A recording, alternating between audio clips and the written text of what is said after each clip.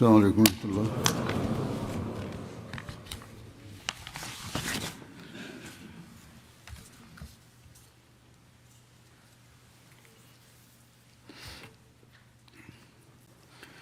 أشهد أن لا إله إلا الله. أشهد أن لا إله إلا الله وحده لا شريك له. وأشهد أن محمدا عبده ورسوله. أما بعد فأعوذ بالله من الشيطان الرجيم. بسم الله الرحمن الرحيم. الحمد لله رب العالمين. الرحمن الرحيم. مالك يوم الدين. إياك نعبد وإياك نستعين. اهدنا الصراط المستقيم. صراط الذين أنعمت عليهم غير المغضوب عليهم ولا الضالين.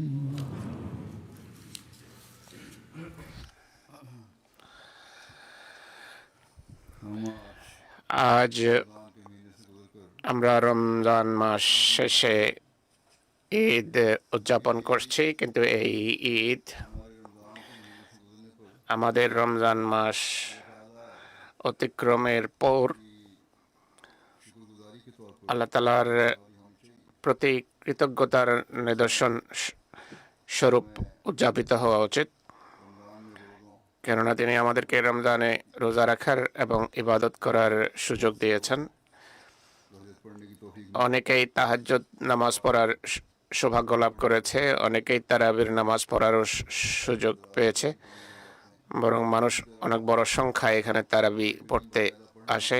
এছাড়া রীতিমতো কোরআন তেলাওয়াত এবং কোরআন খতম করারও সৌভাগ্য হয়েছে।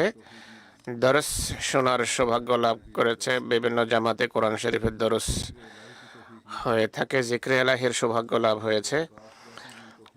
কারো কারো ইতিকাফ করারও সুযোগ হয়েছে। যেখানে স্বাধীনতা আছে আমাদের, সেখানে মানুষ আমাদের ইতিকাফ করতে পারে, কিন্তু পাকিস্তানের মতো দেশে ইতিকাফ বসাও কঠিন, কেননা সেখানে আমরা সঠিকভাবে ইবাদত করতে পারি না। আইন আমাদের পাকড়াও করে বা আইনের নিষেধাজ্ঞা আছে। দোয়া করুন আল্লাহ যেন অচিরে এমন ব্যবস্থা করেন এসব বিধি নিষেধের যেন সমাপ্তি ঘটে, আমরা যেন স্বাধীন পরিবেশে ইবাদতের দায়িত্ব পালন করতে পারি পাকিস্তানে।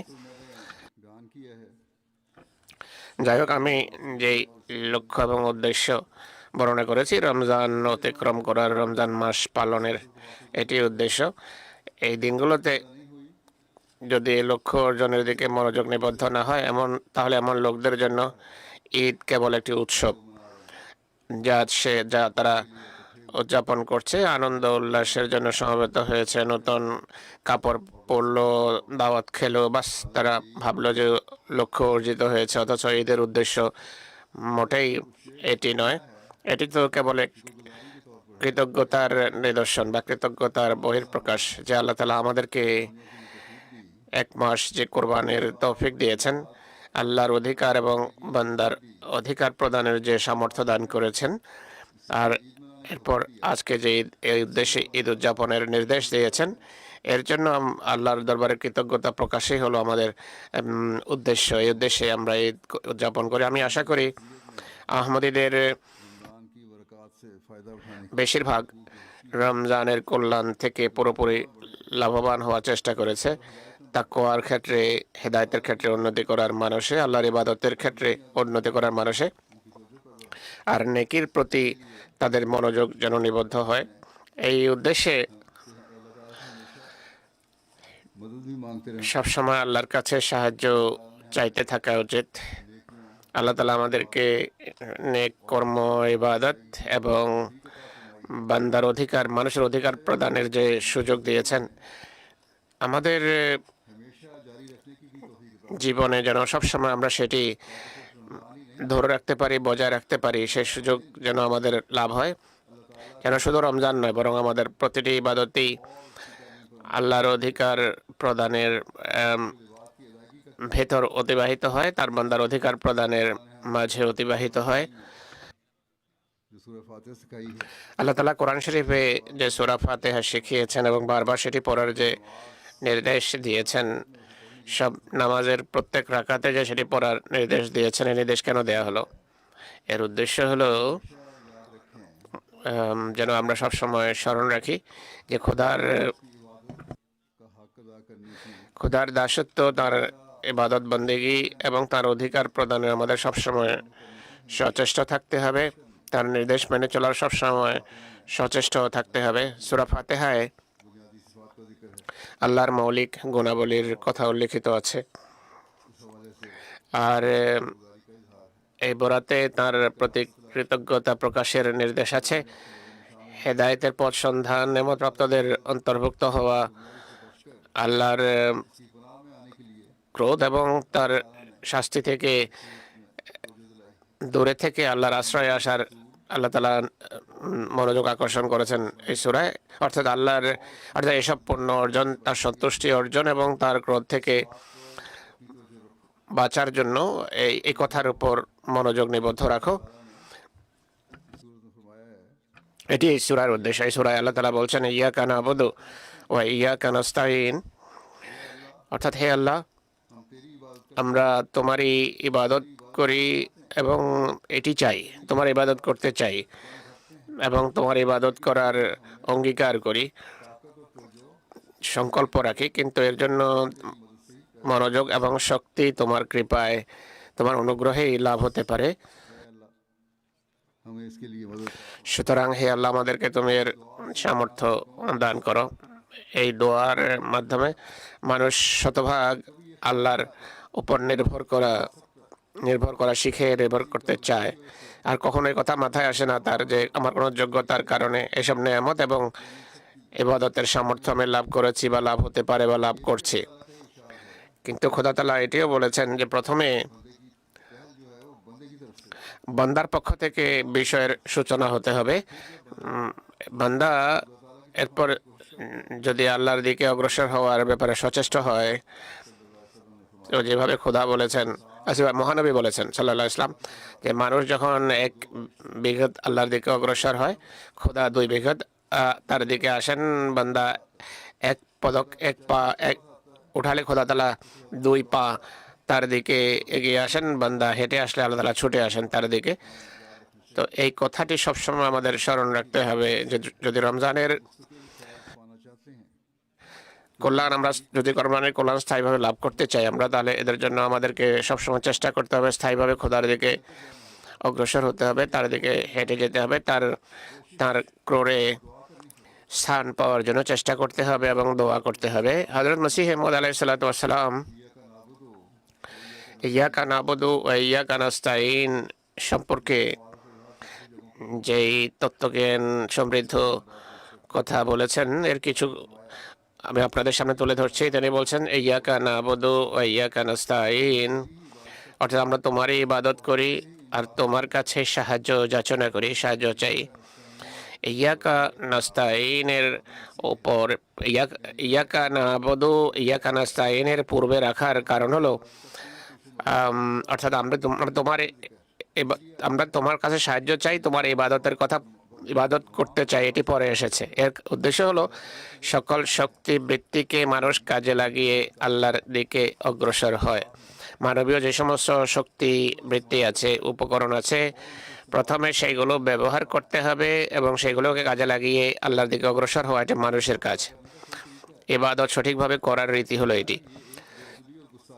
এটি একটা অবমাননা এবং অসম্মানজনক কথা যে শক্তিবৃত্তিকে কাজে না লাগানো, প্রকৃতির নিয়মকে কাজে না লাগানো, এটি আল্লাহর অসম্মান। যেমন উদাহরণ দিয়েছেন, এক কৃষক যদি বীজ বপনের পূর্বেই দোয়া করা আরম্ভ করে, খেতে যদি বীজ বপন না করে আর দোয়া করতে থাকে, হে আল্লাহ, এই ক্ষেতকে তুমি শস্য শ্যামল করো, ফুল ফল দাও।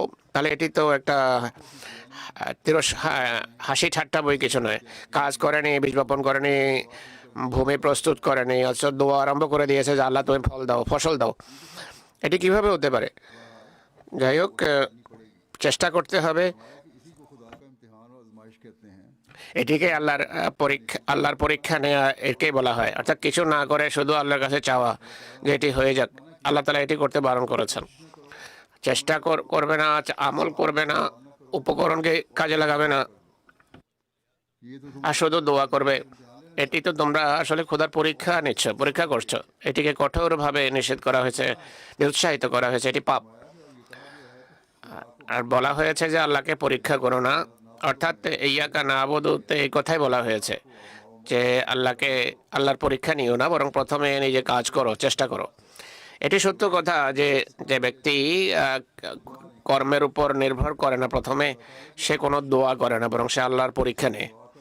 তাই দোয়া করার পূর্বে নিজের সকল শক্তি, সামর্থ্য, শক্তি বৃত্তিকে কাজে লাগানো আবশ্যক। আর এটি ইয়াকা নাবুদু দোয়ার অর্থ। প্রথমে নিজের বিশ্বাস এবং কর্মের উপর মানুষের দৃষ্টি রাখা উচিত, কারণ আল্লাহর রীতি হলো असबाब के पैराए में তিনি উপকরণের পথ ধরে মানুষের সংশোধন করেন। উপকরণ যদি ব্যবহার করা হয় তাহলে সংশোধন হবে। চেষ্টা যদি থাকে প্রথমে, তাহলে লক্ষ্য এবং উদ্দেশ্য সিদ্ধি হবে। इस मुकाम पर जरा गौर करें। মানুষের এটি নিয়ে ভাবা উচিত। যারা বলে যে দোয়া করলাম তো আর উপকরণ অবলম্বনের দরকার কি, এ নির্বোধদের ভাবা উচিত দোয়াও তো একটা গুপ্ত উপকরণ, যা অন্য উপকরণ জন্ম দেয়। ইয়াকা নাবুদু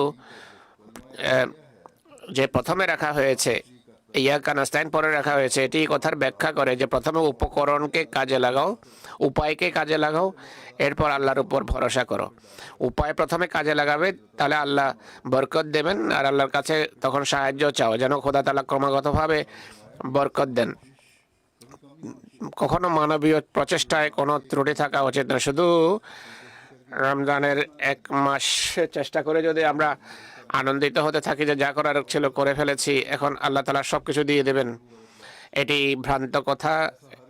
এমনটি মোটেই হওয়া উচিত নয়। মোমেন এমনটি করা উচিত নয়, বরং মোমেনের চেষ্টা, ইবাদত, জিক্রে এলাহি, পুণ্যের কথা এবং বান্দাদের অধিকার প্রদানের দিকে সবসময় দৃষ্টি রাখতে হবে।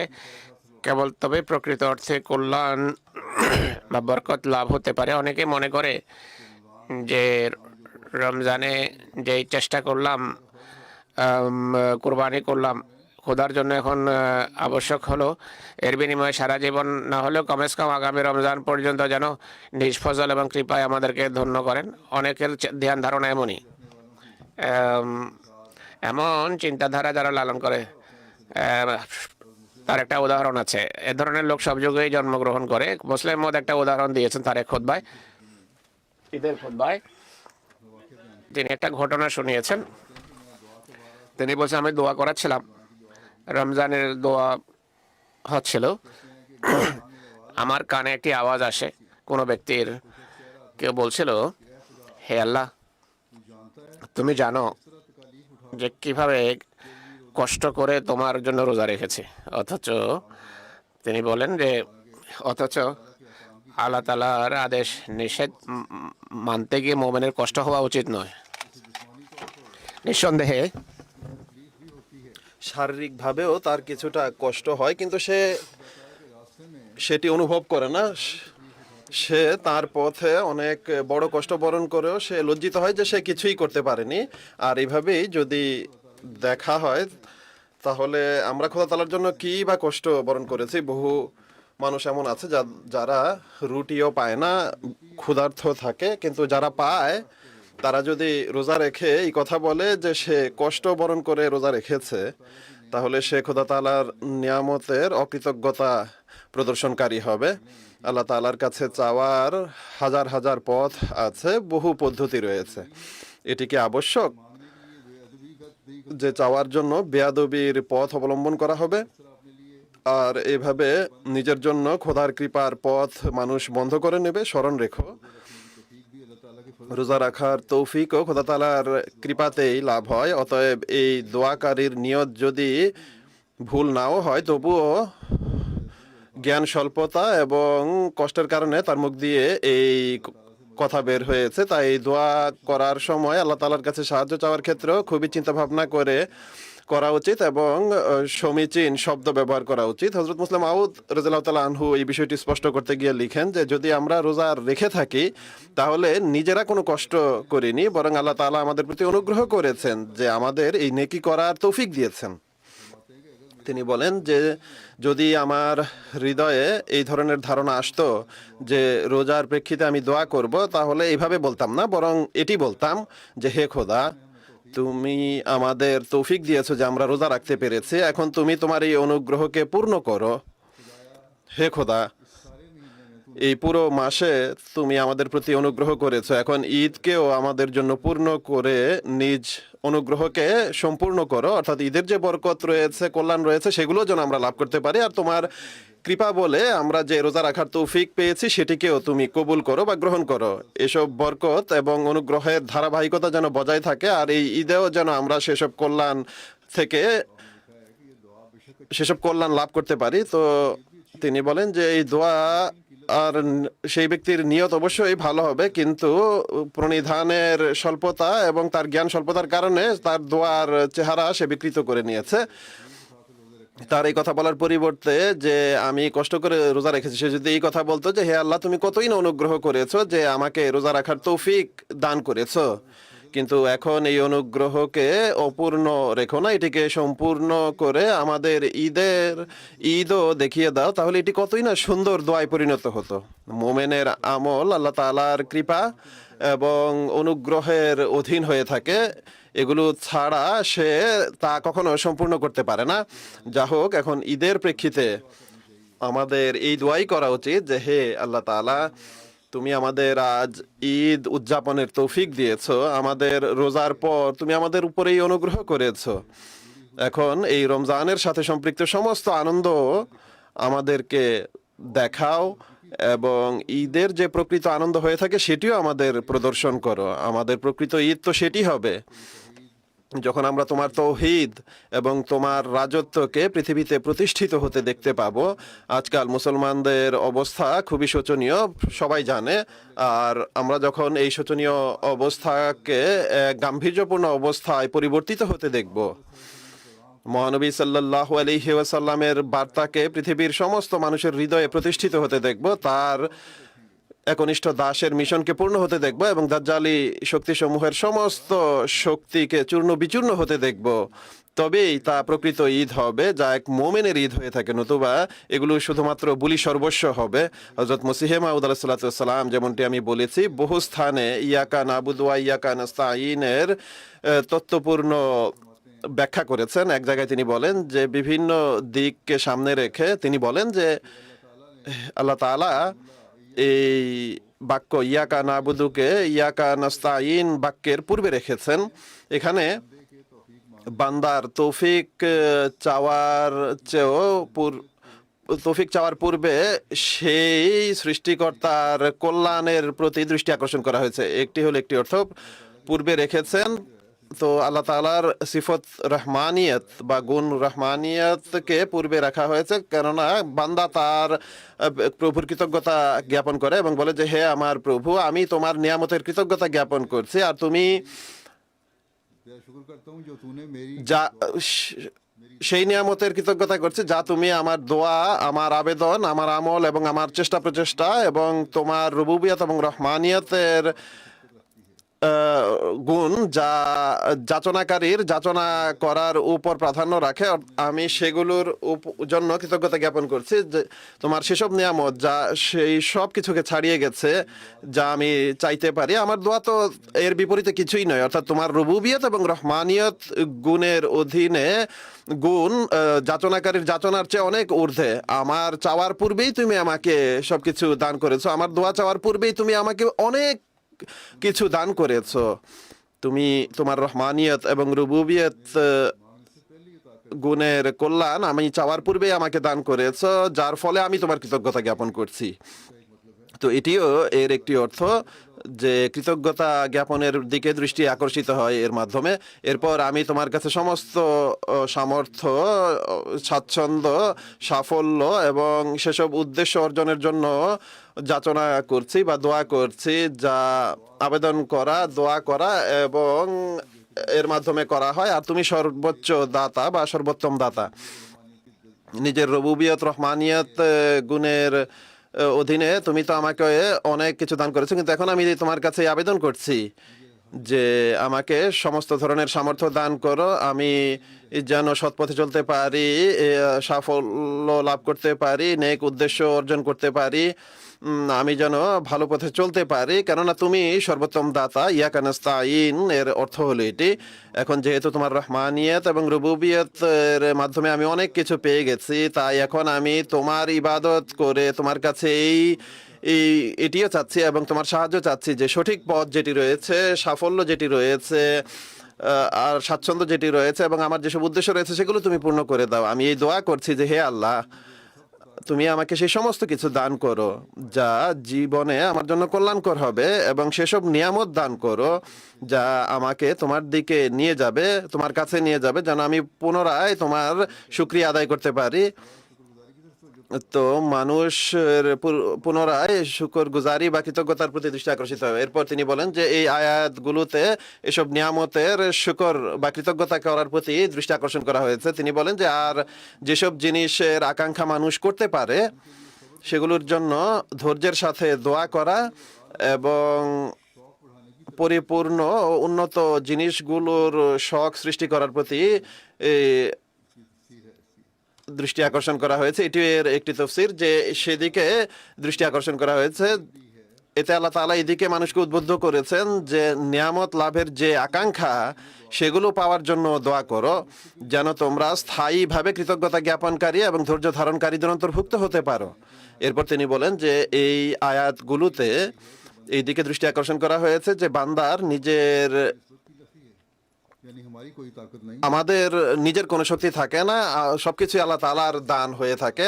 আর তার কাছে আকাঙ্ক্ষা পোষণ করে, তার কাছে আশা করে সর্বদা सवाल दुआ যাচনা, দোয়া, বিনয় এবং প্রশংসা কীর্তন করে নিজেকে আল্লাহ তাআলার সামনে অবনত করার প্রতি এবং ভয় ও আশার সাথে সেই দুগ্ধপোষ্য শিশুর ন্যায় যে দায়ী ইমার কোলে থাকে, নিজেকে আল্লাহ তাআলার প্রতি মুখাপেক্ষী হওয়ার প্রতি দৃষ্টি আকর্ষণ করা হয়েছে এবং সমস্ত বিষয় এবং জাগতিক সমস্ত বিষয়াদি থেকে সম্পূর্ণ সম্পর্ক ছিন্ন করার দিকে দৃষ্টি আকর্ষণ করা হয়েছে। এখানে একটি দিক এটিও রয়েছে যে মানুষ একান্ত বিনয়ের সাথে যেন আল্লাহ তাআলার প্রশংসা কীর্তন করে নিজেকে তার সামনে এমনভাবে অবনত করে যেভাবে এক দুগ্ধপোষ্য শিশু দায়ী বা মায়ের কোলে থাকে। আর এটি এই দোয়ার মূল উদ্দেশ্য। যদি এইভাবে এই দোয়া করতে পারো আর এই উদ্দেশ্য অর্জন করতে পারো, তবে এই প্রকৃত অর্থে তুমি এর গভীরতা পৌঁছতে পারবে। আর এর জন্য আবশ্যক হলো মানুষের জাগতিক জিনিস বা জাগতিক উপকরণাদির উপর যে ভরসা রয়েছে বা উপকরণাদি থেকে কল্যাণমণ্ডিত হওয়ার জন্য আল্লাহ তাআলার কাছে সাহায্য চাও, তার সাহায্যের প্রয়োজন রয়েছে এক্ষেত্রে। অনুরূপভাবে এই আয়াতগুলোতে এই কথার স্বীকারোক্তি দেওয়ার প্রতি দৃষ্টি আকর্ষণ করা হয়েছে যে আমরা দুর্বল, তোমার দেওয়া তৌফিক ছাড়া তোমার ইবাদত করাও আমাদের পক্ষে সম্ভব নয়, আর তোমার ইবাদত ছাড়া আমরা তোমার পথের সন্ধানও করতে পারি না। আমরা তোমার সাহায্যেই কাজ করি এবং তোমার সাহায্যেই নড়াচড়া করি, অর্থাৎ আমাদের সমস্ত কিছু, সমস্ত কর্মকাণ্ড তোমার সাহায্যের মুখাপেক্ষী। আর আমরা তোমার প্রতি এক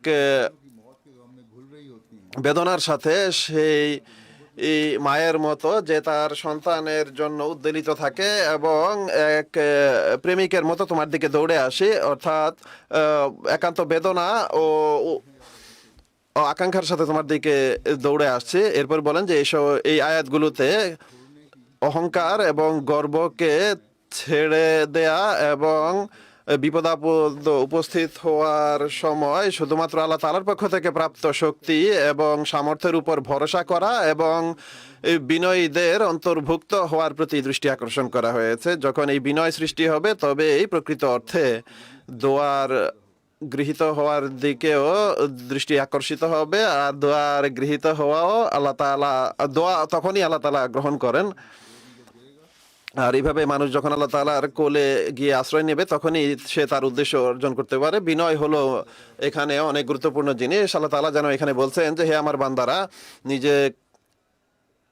मुर्दों की तरह নিজেকে মৃতের ন্যায় মনে করো এবং সর্বদা আল্লাহ তাআলার কাছ থেকে শক্তি লাভ করো বা শক্তি যাচনা করো। অতএব তোমাদের কোনো যুবক যেন নিজ শক্তির উপর অহংকার না করে, আর কোনো বৃদ্ধ যেন তার লাঠির উপর ভরসা না করে যে আমার আশ্রয় আছে, আমি এর সাহায্যে পথ চলি, আর না কোনো মেধাবী নিজ মেধার উপর ভরসা করবে, আর না কোনো বিজ্ঞ নিজের বিজ্ঞতার উপর ভরসা করবে, আর না কোনো ইলহাম প্রাপ্ত নিজ ইলহাম, নিজ কাশফ বা নিজের দোয়ার নিষ্ঠার উপর ভরসা করবে। কারণ আল্লাহ তাআলা যা ইচ্ছা তাই করতে পারেন, আর যাকে ইচ্ছা ভর্ৎসনা করতে পারেন, আর যাকে ইচ্ছা নিজ বিশেষ বান্দাদের অন্তর্ভুক্ত করে নিতে পারেন।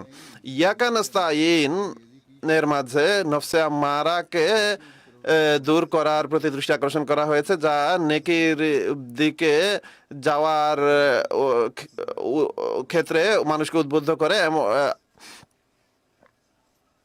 हम तमाम অতএব আমরা সমস্ত চেষ্টা প্রচেষ্টার মাধ্যমে, উপকরণাদি ব্যবহারের মাধ্যমে এবং আল্লাহ তাআলার ইবাদত করার পর ইয়াকা নাস্তাইন এর মাধ্যমে এ কারণে সাহায্য যাচনা করি যেন তিনি আমাদের সমস্ত মন্দ থেকে রক্ষা করেন। কেননা মন্দের কারণে নেকির দিকে দৃষ্টি আকর্ষিত হয় না। উটনির যে উদাহরণ পূর্বে দেওয়া হয়েছে, এখানে মহানবী ইসলামের যুগের সেই সব বকে যাওয়া ঘোড়া বা উটের কথা বলা হচ্ছে যার উপর মানুষ বসতে পারে না, বা তিনি বলেন যে এটি এক অজগরের ন্যায় যার নৈরাজ্য অনেক বৃদ্ধি পেয়েছে বা যার অনিষ্ট অনেক বৃদ্ধি পেয়েছে, আর সে সমস্ত দংশিতকে হাড়ের ন্যায় করে দিয়েছে। অজগর তার শিকারকে পুরোপুরি চূর্ণ বিচূর্ণ করে ফেলে, আর তুমি দেখছো যে সে তার বিষ উগড়ে দিচ্ছে, শয়তান নিজের বিষ উগড়ে দিচ্ছে সাপের ন্যায়। এরপর তিনি এই উদাহরণ দিয়েছেন যে সে বাঘের ন্যায় যদি আক্রমণ করে তাহলে সে পিছনে সরে না, তখন কোনো শক্তি, কোনো সামর্থ্য বা কোনো কিছুই কাজে আসে না শুধুমাত্র খোদা তাআলার সাহায্য ছাড়া, যা শয়তানকে ধ্বংস করতে পারে। তো এমন শত্রুর মোকাবিলা যখন করতে হয় তখন আল্লাহ তাআলার শক্তি কেবল রক্ষা করতে পারে, আর এটি আজকাল মুসলমানদের অবস্থা। তাদের উচিত আল্লাহ তাআলার প্রতি বিনত হওয়া। অতএব শয়তান, মন্দ এবং গুনাহ থেকে রক্ষা পাওয়া এবং নেকি করার জন্য যা প্রয়োজন তা হলো মানুষ যেন ইয়াকা নাস্তাইন জব করতে থাকে। আজ আমাদের প্রকৃত ঈদ তখনই হবে যখন আমরা এই শয়তানকে সম্পূর্ণরূপে নিজেদের থেকে দূর করতে পারবো এবং আল্লাহ তাআলার আশ্রয়ে আসতে পারবো এবং ইয়াকা নাস্তাইনের মাধ্যমে বারবার সাহায্য যাচনা করতে থাকবো। এরপর তিনি এরই ধারাবাহিকতায় এক জায়গায় এভাবে স্পষ্ট করেছেন বিষয়টি যে আর নাবুদুকে নাস্তাইনের পূর্বে রাখার ক্ষেত্রে আরো দিক রয়েছে বা আরো গূঢ় রহস্য রয়েছে। তিনি বলেন সেগুলো কি? তা হলো এই যে আল্লাহ তাআলা নিজ বান্দাদের এমন এক দোয়া শিখিয়েছেন যাতে তাদের সৌভাগ্য, আর তিনি বলেন যে হে আমার বান্দারা, আমার কাছে বিনয় এবং বান্দার ন্যায় চাও এবং বলো যে হে আমাদের প্রভু, ইয়াকা নাবুদু, আমরা তোমারই ইবাদত করি, কিন্তু অত্যন্ত চেষ্টা প্রচেষ্টা, কষ্ট, লজ্জা এবং শয়তানি और तबाकुन ओहाम প্ররোচনা এবং অহংকার এবং অন্ধকার ধারণার সাথে আমরা নোংরা পানির মতো বা রাতের লাকড়ি একত্রিত করার মতো, আর আমরা পূর্ণ ও একিন বা বিশ্বাস সের মর্যাদায় উপনীত নয়, আমাদের ভিতরে কিছুই নেই, যদিও আমরা দাবি করি, কিন্তু বাস্তবে আমাদের অবস্থা এমন যেন নোংরা পানি বা কর্দমাক্ত পানি, যাতে কিছুই দেখা যায় না আর তা ব্যবহারের উপযোগী নয় বা মানুষের জন্য উপকারী নয়। তো এই হলো আমাদের অবস্থা। আমরা যেন বিশ্বাস অর্জন করতে পারি, যেন আমরা তা থেকে কল্যাণমণ্ডিত হতে পারি, যা আল্লাহ তাআলার বরকত, অর্থাৎ আমরা তোমার ইবাদত করি অবশ্যই। আরো বিষয় আরো স্পষ্ট করছেন যে আমরা তোমার ইবাদত করি, কিন্তু আমাদের মাঝে কোনো গুণ নেই। আমরা একান্ত বিনয়ের সাথে তোমার প্রতি বিনত হয়ে আছি, কারণ আমাদের মাঝে অনেক প্ররোচনা রয়েছে, বিভিন্ন মন্দ বিষয়াদি রয়েছে, আর ধ্বংসাত্মক সব ধারণা আমাদের মনে বিরাজ করছে। বিভিন্ন অনেক জাতির মাঝে এই কুধারণার বিষয় অনেক বেশি দেখা যায়। আমরা পুরোপুরি আশ্বস্ত নই। আমাদের অবস্থা এমন যেন বন্যার কর্দমাক্ত পানি হয়ে থাকে, যাতে কোনো কিছুই দেখা সম্ভব নয়। আমরা শুধু এতটুকু জানি যে আল্লাহ তাআলা আছেন, কিন্তু যেমনটি অভিজ্ঞতা হওয়া উচিত তেমন নেই। অতএব অভিজ্ঞতা অর্জনের জন্য আমরা চেষ্টা করি আমাদের এই ক্ষেত্রে সাহায্য করা। আল্লাহ তাআলার সত্তার যে সুস্পষ্ট এবং উজ্জ্বল নিদর্শন, তা যেন আমাদের মাঝে তা যে আমাদের মাঝে সৃষ্টি হওয়া উচিত ছিল, তা আমাদের মাঝে সৃষ্টি হয়নি। তাই আমরা তোমার ইবাদত করি যেন সেই নিদর্শন আমাদের মাঝে সৃষ্টি হয়, এবং তার জন্যই আমরা তোমার কাছে সাহায্য প্রার্থনা করছি।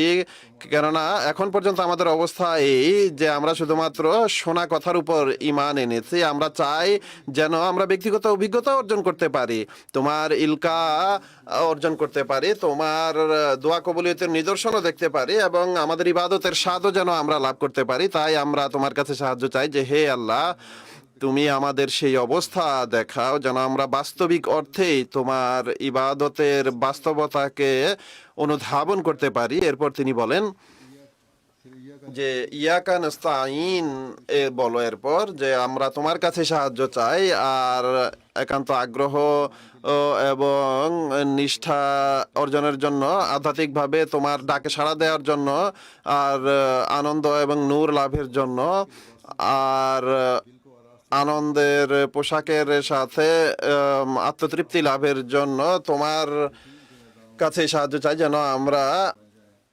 বিশ্বাসের ময়দানে অগ্রগামী হতে পারি এবং নিষ্ঠা, অর্থাৎ আমরা নোংরা পানি থেকে বের হয়ে যেন পরিষ্কার পানির সমুদ্রে সাঁতার কাটতে পারি, এবং চতুর্দিকে যেন আমরা তোমার নূর এবং মারেফাতের উজ্জ্বলতা আমরা দেখতে পাই। এই অবস্থা যখন মানুষ অর্জন করতে পারবে, তবে সেটি হলো এক সফল মানুষের জীবন এবং এক মুমিনের তা অর্জন করার চেষ্টা করে। এরপর আরো স্পষ্ট করতে গিয়ে তিনি বলেন যে আল্লাহ তাআলার বাক্য ইয়াকা নাবুদুর মাঝে আরো একটি ইঙ্গিত রয়েছে, আর তা হলো এই যে আল্লাহ তাআলা এই আয়াতে নিজ বান্দাদের এদিকে দৃষ্টি আকর্ষণ করেছেন যে তারা যেন নিজেদের ইবাদতের ক্ষেত্রে চরম পর্যায়ের সাহস এবং চেষ্টা ব্যয় করে, এবং বারবার আল্লাহ তাআলার ডাকে লাব্বাইক লাব্বাইক বলে তার কাছে উপস্থিত হয়। যেন বান্দারা এই বাক্যের মাধ্যমে বলছে যে হে আমাদের প্রভু, আমরা চেষ্টা প্রচেষ্টা করার ক্ষেত্রে, তোমার নির্দেশ পালনের ক্ষেত্রে এবং তোমার সন্তুষ্টি লাভের ক্ষেত্রে কোনো অলসতা করছি না। আর কিন্তু তোমার কাছে আমরা সাহায্য চাচ্ছি যেন আমরা পথহারা হওয়া থেকে রক্ষা পেতে পারি এবং সকল ধরনের বানোয়াট বিষয়াদি থেকে আত্মরক্ষা করতে পারি। কোনো ধরনের লোক দেখানো বিষয় যেন আমাদের মাঝে না থাকে, কোনো ধরনের বানোয়াট বিষয় যেন আমাদের মাঝে না থাকে, এবং আমাদের ইবাদত প্রকৃত অর্থেই তোমার খাতিরে হয়।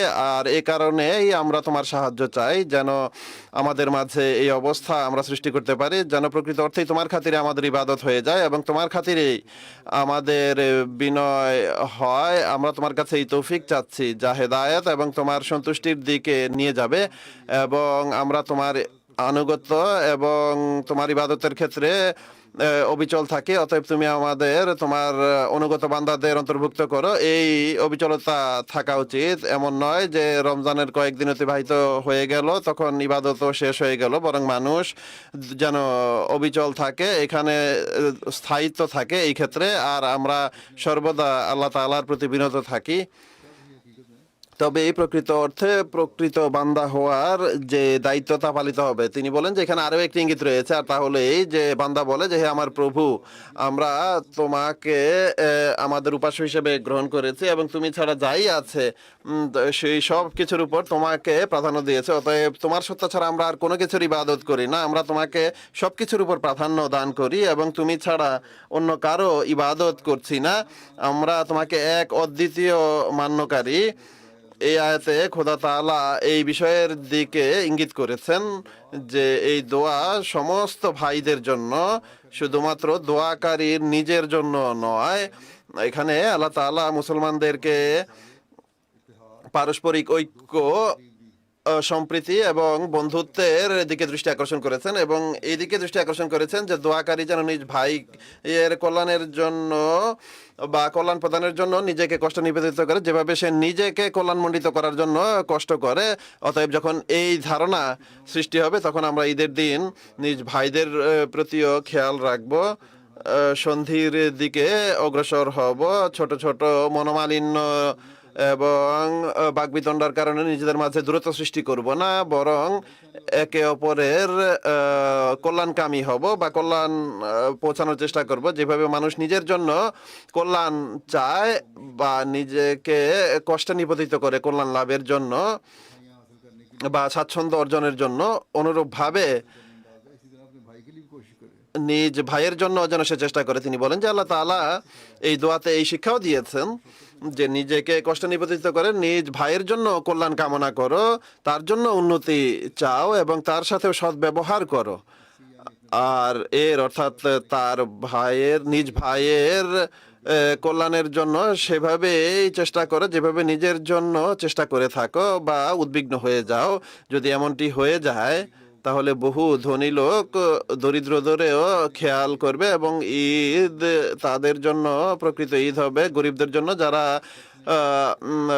সামর্থ্য রাখে না, দারিদ্র্যে জর্জরিত এবং অনাহারে থাকার অবস্থায় উপনীত, তাদের জন্য যদি আমরা ইয়াকা নাবুদি দোয়া করি তাহলে ইবাদতের হক আদায় করার জন্য বান্দাদের হকও আদায় করতে হবে। আর আমরা তা করতে পারবো বা সেই দায়িত্ব পালন করতে পারবো। আর এর জন্য আল্লাহ তাআলার কাছে যদি সাহায্য চাওয়া হয় যে তুমি আমাদের এই তৌফিক দাও যেন আমি এই দায়িত্ব পালন করতে পারি। তিনি বলেন যে নিজ ভাইয়ের মাঝে কোনো ভেদাভেদ করো না এবং আন্তরিক হৃদয়ে তার কল্যাণকামী যদি হয়। আল্লাহ তাআলা এখানে বলছেন যে হে আমার বান্দারা, নিজ ভাই এবং প্রিয়দের একে অপরকে উপহার দেওয়ার ন্যায় দোয়ার উপহার দাও, অর্থাৎ যেভাবে ভাইদের মাঝে একে অপরকে উপহার দেয় যেন তাদের সম্পর্ক আরো দৃঢ় হয়, অনুরূপভাবে তোমরা দোয়ার উপহার দাও। উপহার দিলে ভালোবাসা বৃদ্ধি পায়, তাই দোয়ার উপহারও ভালোবাসা বৃদ্ধির জন্য জরুরি। যখন আমরা দোয়ার মাধ্যমে একে অপরের সাথে সম্পর্ক গড়ব তখন আল্লাহ তাআলা অসংখ্য নিয়ামতে আমাদের ভূষিত করবেন, যেখানে দরিদ্রদের সাহায্য করার সামর্থ্য তিনি আমাদের দান করবেন, সেখানে আমার দোয়া করারও তৌফিক দেবেন। নিজেদের দোয়ার গণ্ডি বৃদ্ধি করা এবং নিজেদের নিয়ত আরো বিস্তৃত করে নিজেদের নেক নিয়ত এর মাঝে নিজেদের ভাইদের অন্তর্ভুক্ত করা এবং পারস্পরিক ভালোবাসার ক্ষেত্রে আপন ভাই পিতা পুত্রের ন্যায় সম্পর্ক গড়ে তোলা। অতএব এমন পরিস্থিতি যদি অর্জন করতে পারো তাহলে একটি সুন্দর সমাজ গড়ে উঠবে, যার জন্য আমাদের চেষ্টা করা উচিত। এটি এক প্রকৃত মুসলমানের ভূমিকা হওয়া উচিত আর এটি এক প্রকৃত মুসলিম সমাজ হওয়া উচিত। হয় আমাদের মুসলিম ভাইয়েরাও যেন এই বিষয়টি বুঝতে পারে আর যেসব লড়াইয়ে তারা মত তা থেকে যেন তারা রক্ষা পেতে পারে। শত্রুরা এটি চায় যে আমাদের নিজেদের মাঝে লড়াইয়ে মত্ত করে বা লড়াইয়ে ব্যস্ত রেখে নিজেদের উপকার লাভ করতে পারে বা নিজেদের স্বার্থ উদ্ধার করতে পারে। বিগত খুতবায় আমি বিস্তারিতভাবে বলেছিলাম যে শত্রুরা কিভাবে এ থেকে স্বার্থ উদ্ধার করতে চায় এবং উদ্ধার করছে। যা হোক,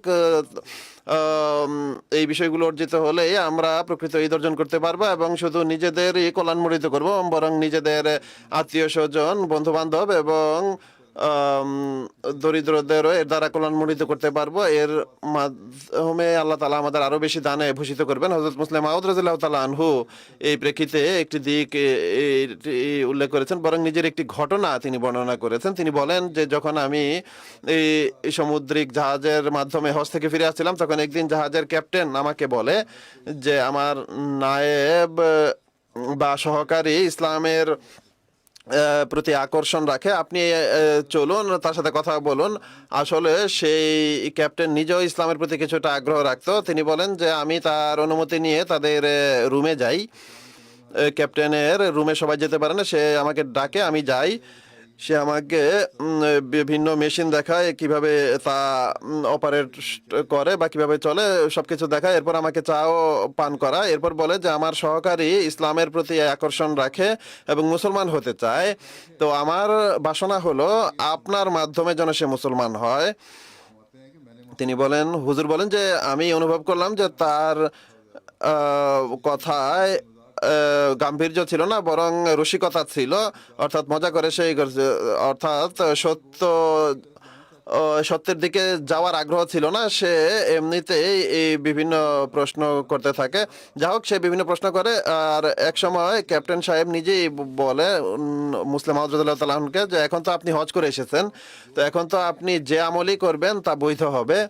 আমি বললাম কেন, এটি কিভাবে হতে পারে যে আমি যা আমল করব তা বৈধ হয়ে যাবে? তিনি বলেন যে এখন প্রথম পূর্বের পাতা মুছে গেছে, তাই এখন আপনি নতুন গুনাহ করতে পারবেন। আমি তাকে জিজ্ঞেস করলাম যে যেই ব্যক্তি নতুন স্যুট পরেছে, কোট পরেছে, সে কি তার বেশি সুরক্ষা করে নাকি পূর্বের ময়লা কাপড়ের? ক্যাপ্টেন বলে যে সবাই নতুন স্যুটকেই দাগ থেকে রক্ষা করার বেশি চেষ্টা করে থাকে। তখন আমি বললাম যে তাহলে আপনি আমাকে এই পরামর্শ কিভাবে দিতে পারেন যে হজের ফলে আমি যে নতুন স্যুট লাভ করেছি সেটিকে আমি আরো বেশি নোংরা করব?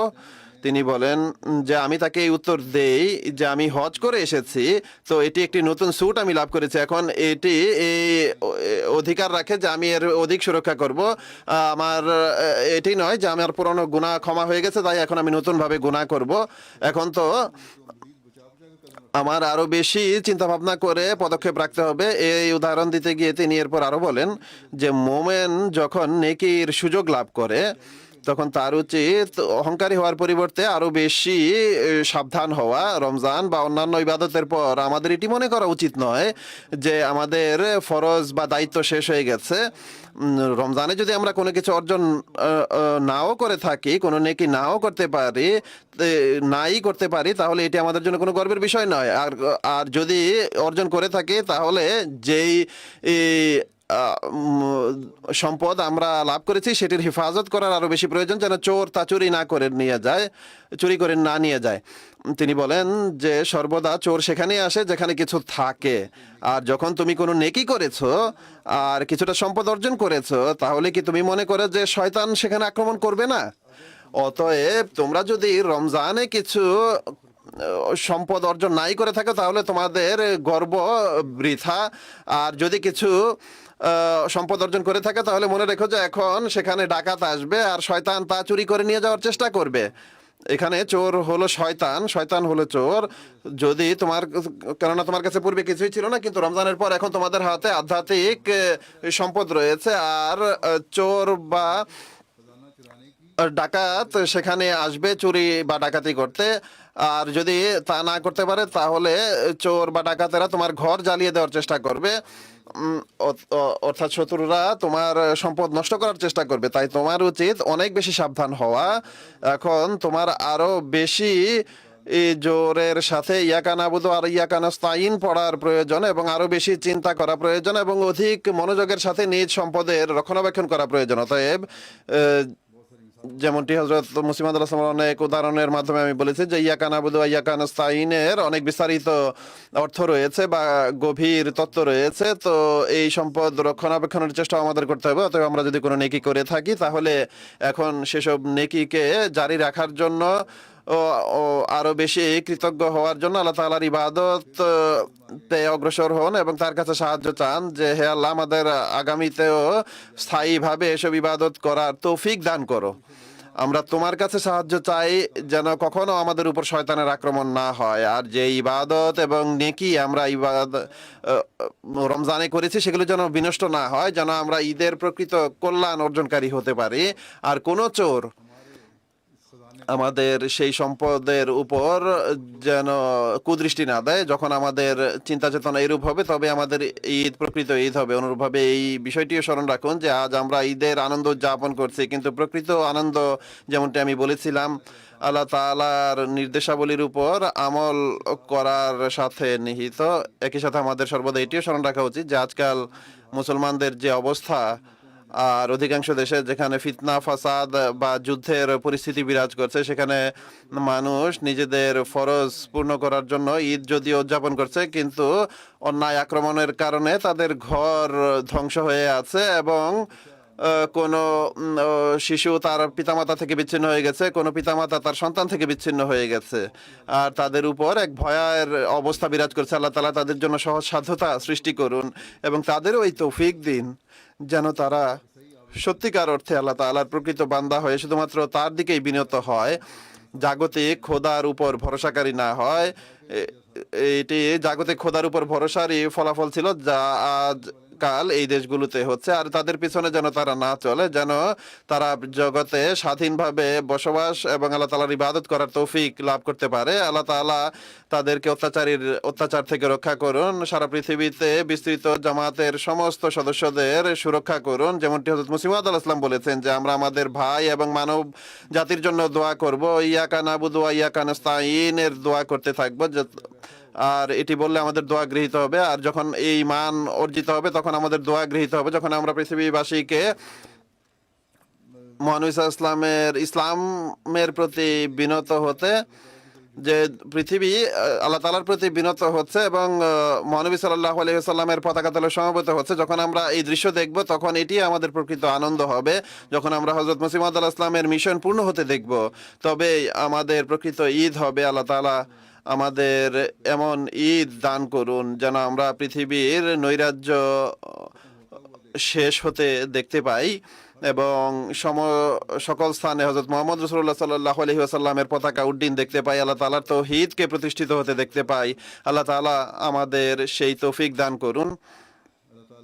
আল্লাহ তাআলা এই ঈদ আমাদের সবার জন্য ধর্মীয় এবং জাগতিক দিক থেকে মোবারক করুন, বরকতমণ্ডিত করুন। এর জন্য দোয়া করতে থাকুন। আর প্রকৃত অর্থেই ঈদ মুবারক যেন শুধু মৌখিক ঈদ মুবারক না হয়, বরং প্রকৃত অর্থেই একটি মুবারক ঈদ আমাদের জন্য হয়, বরকতমণ্ডিত ঈদ হয়।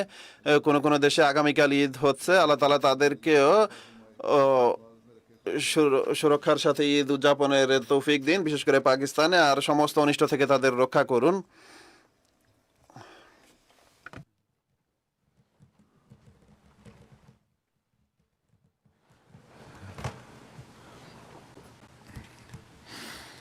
الحمد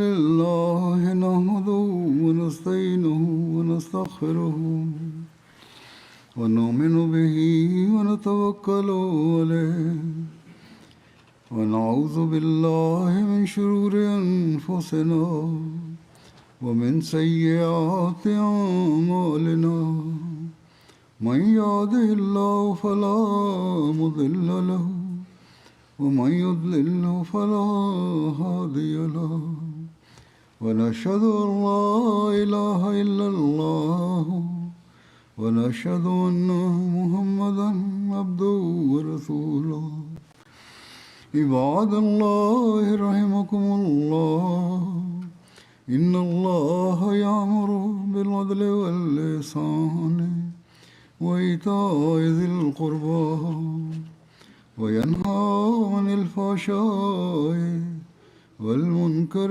والبغي يعظكم لعلكم تذكرون اذكروا الله يذكركم وادعوه يستجب لكم ولذكر الله أكبر। अब हम दुआ करेंगे। এখন আমরা দোয়া করব। দোয়াতে যেমনটি আমি বলেছি সবাইকে স্মরণ রাখবেন, আমার সাথে দোয়ায় যোগ দিন।